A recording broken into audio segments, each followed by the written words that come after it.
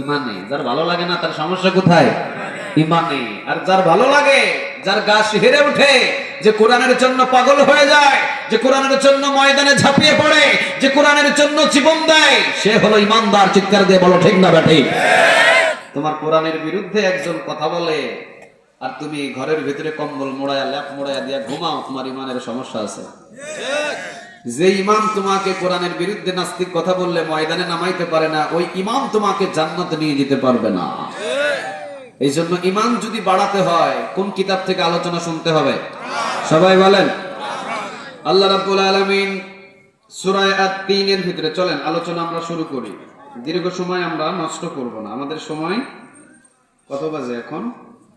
টাইমের দিকে লক্ষ্য করা যাবে না। চলেন আমরা কোরআন থেকে আলোচনা শুনি। কষ্ট হচ্ছে আপনাদের? কথা বলেন, কষ্ট হচ্ছে আপনাদের? যতক্ষণ এখানে বসে আছেন প্রতি ঘন্টায় কিন্তু 60 বছর নফল ইবাদত নেক আল্লাহ আমল নামায় জমা করে দিচ্ছে। এটা সাধারণ কোনো জায়গা নাই। চলেন আমরা কোরআন থেকে আলোচনা শুরু করি। তাহলে এই কোরআনের সূরা আত-তিন এর ভিতরে আয়াত সংখ্যা কত? 8। কথা বলেন, আয়াত সংখ্যা কত? 8। ক্রমিক নাম্বার 95। ক্রমিক নাম্বার 95। আর কোরআনের সম্পূর্ণ সূরা মিলা হইছে 114টা সূরা। আমরা সূরা আত-তিন থেকে দেখি কি বলে আল্লাহ। আল্লাহ রাব্বুল আলামিন এখন বলছেন ওয়াত-তিনি ওয়াজ-যাইতুনি ওয়া তুরি সিনিন। আল্লাহ রাব্বুল আলামিন বলছেন ওয়াত-তিনি ওয়াজ-যাইতুনি ওয়া তুরি সিনিন ওয়া হাযাল বালাদিল আমিন।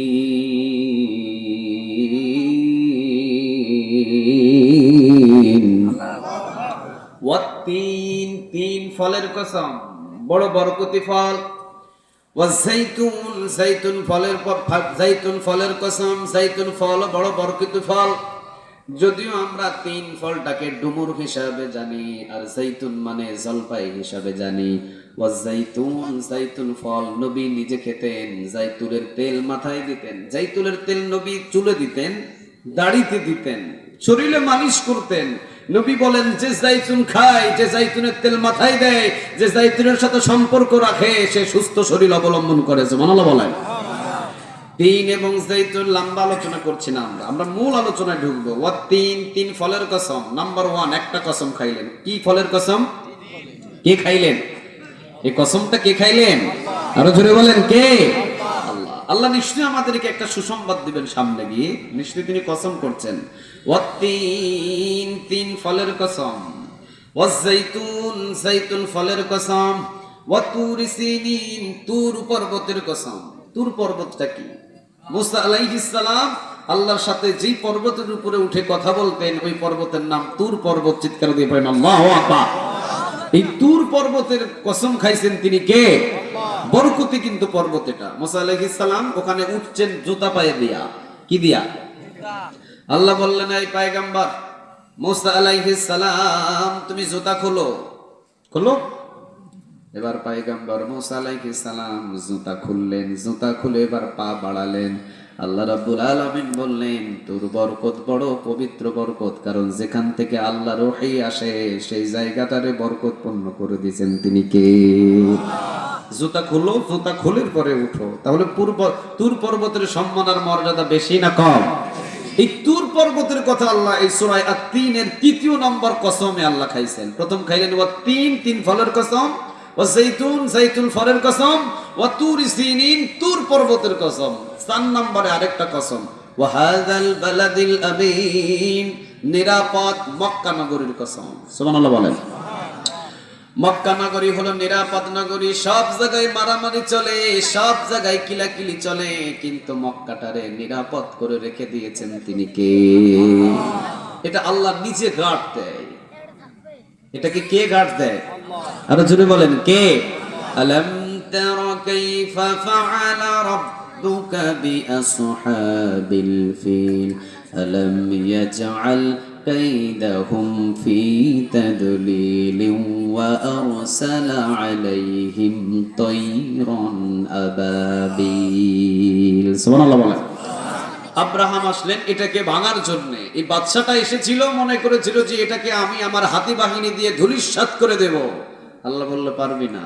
আবাবি, এই ঝাঁকটা পাঠায়া দিলেন তিনি কে? ওই আল্লাহ এখন আর নাই। রংপুরবাসী ইমানের প্রশ্ন, ওই আল্লাহ এখন আর নাই?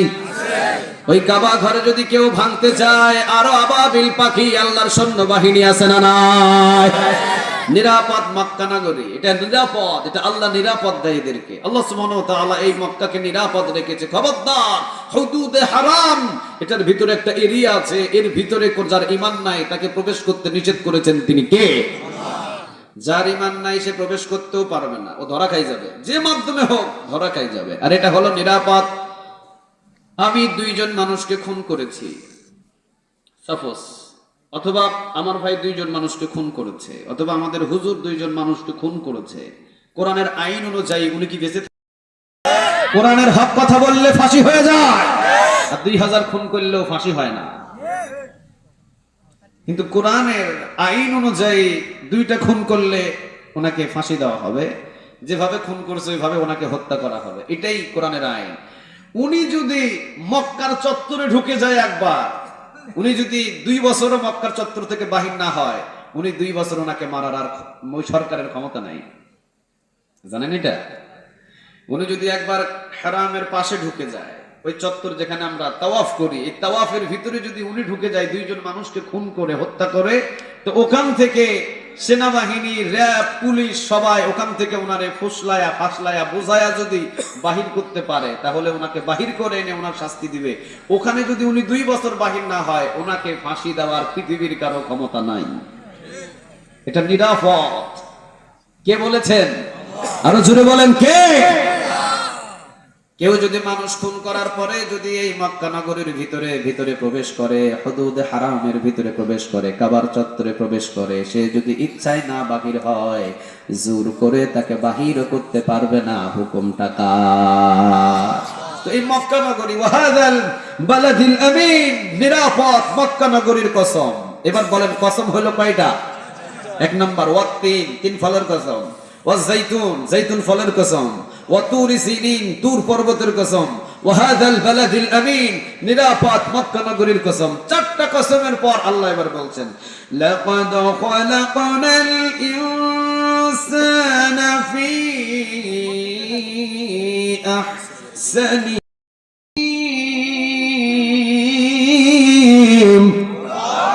একটু জোরে বলা যায় না আল্লাহু আকবার? নবী বলেন, কেউ যদি একবার আল্লাহু আকবার বলে, বলেন সবাই একসাথে আওয়াজ দিয়ে বলেন। নবী বলেন, কেউ যদি আমার রবের নাম নিয়ে যদি একবার বলে আল্লাহু আকবার, তো নবী বলেন 2টা উট সাদাকা করার নেক তার আমল নামায় জমা করে দিবেন তিনি কে? এবার আল্লাহু আকবার বলেন। শুধু আল্লাহু আকবার বলবেন, 2টা করে উট সাদাকা করার নেক আমল নামায় জমা হয়ে যাবে। পড়েন আল্লাহু আকবার। এটাতে অলসতা করবেন না। সুবহানাল্লাহ, এই যে আমরা মাঝে মাঝে বলতে বলি না, মনে করেন যে ছোট্ট একটা তাসবিহ, কি হবে এটা পড়লে? অথচ রাসূল বলেন সুবহানাল্লাহ, এতটুকু যদি কেউ পড়ে, আসমান আর জমিনের খালি জায়গাটা নেক দিয়ে পূরণ করে, যে পড়েছিল তার আমল নামে আল্লাহ নেকগুলো জমা করে দেয়। সুবহানাল্লাহ। মনে করেছেন ছোট্ট শব্দ না, এটা ছোট পড়তে হলেও এটার ওজন, এটার মান, এটার সম্মান অনেক বেশি।